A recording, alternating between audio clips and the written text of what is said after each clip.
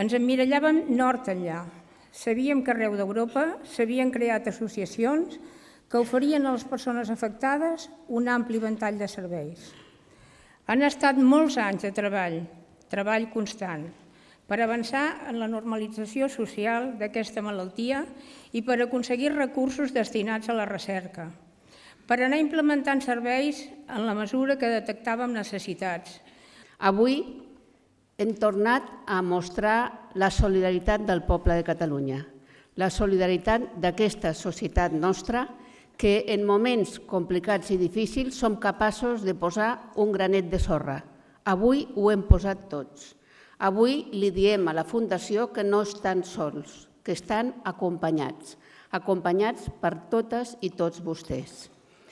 Fa 25 anys, quan va néixer la Fundació de l'Esclerosi Múltiple, no es va construir res sobre les cendres, però segurament es va haver de construir un jardí sobre un desert, perquè no hi havia pràcticament res.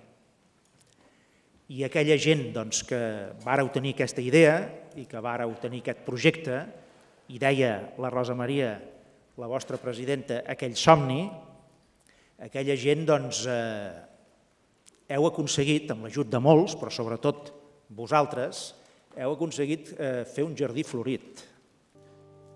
Mullat perquè val la pena, farem la història tu i jo.